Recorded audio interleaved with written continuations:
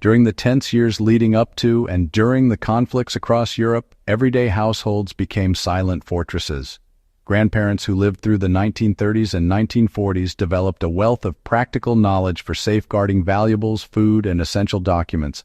These hiding places were not just clever, they were strategic, designed to withstand scrutiny from thieves, opportunists, and even soldiers. Understanding these methods gives modern historians and survivalists insight into both human ingenuity and the pressures of life under constant uncertainty. They hid valuables in walls, but not just behind paintings.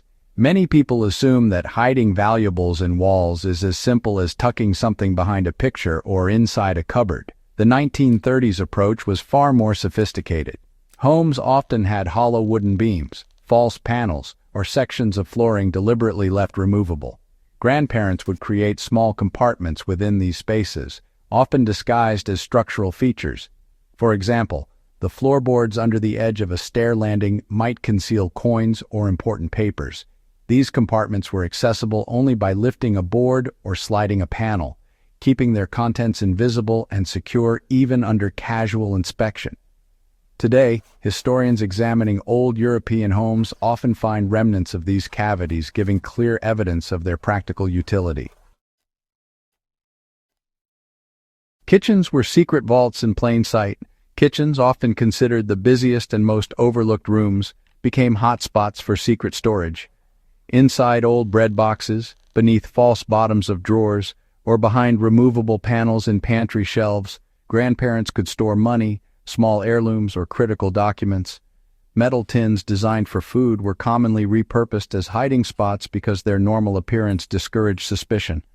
A survivalist examining old kitchen spaces can identify these spots by looking for inconsistencies in cabinetry or drawers that seem slightly out of alignment. In modern application, one could replicate this strategy by designing cupboards with removable backs or hidden inner drawers to protect valuables discreetly. Furniture concealed more than comfort. It was common to see furniture designed with dual purposes. Chairs, tables, and wardrobes often contained secret compartments. A wardrobe could have a false back or bottom panel. An armchair might include a hollow seat base. The genius of these designs was that they did not appear altered or unusual, blending seamlessly with daily life. For historians, surviving examples in museums or private collections reveal how these compartments were measured precisely to hold money, documents, or small valuables. Modern enthusiasts can recreate this by studying antique furniture construction and understanding where natural gaps or voids exist, allowing for secure hidden storage in a way that mimics historical methods. Now, the attic and basement were intelligence hubs. Attics and basements were more than just storage. They were strategic safe zones. Back in the 1930s, these spaces offered insulation, darkness, and obscurity, making them ideal for storing larger items like radios, rationed goods, or even small arms for resistance purposes. Clever grandparents often dug small niches behind insulation, under floorboards, or within support beams. They really understood airflow and humidity, using these to prevent damage to stored items. So, for anyone trying to apply this knowledge today, identifying dry, inconspicuous sections of an attic or basement and building concealed compartments there can actually replicate the security benefits of these historical practices. Everyday objects became disguises for the extraordinary. Another signature approach of the era was turning mundane items into secure hiding spots. Books with hollowed-out pages, hollowed-out candles, or tin cans disguised as food containers were commonly used to store small valuables. Even sewing kits, old boots, or candle holders were repurposed as inconspicuous safes. This method required a good bit of creativity, but left no trace for the untrained eye. Modern historians can test these techniques by examining household objects for unusual wear or modifications.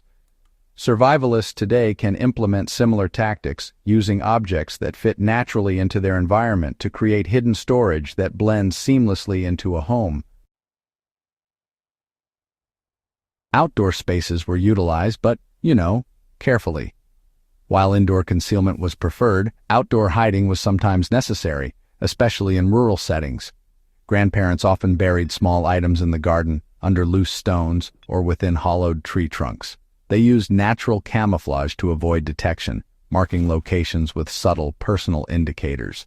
For modern application, historical maps and landscape studies reveal which areas were most often chosen, emphasizing the importance of careful observation and creativity in securing outdoor caches.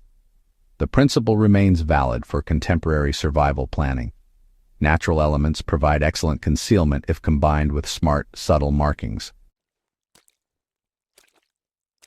They leverage social norms to their advantage.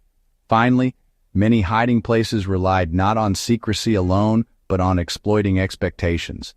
Grandparents often chose places no one would think to check behind radiator panels, under loose bricks in chimneys, or inside seldom-used chimneys and attics.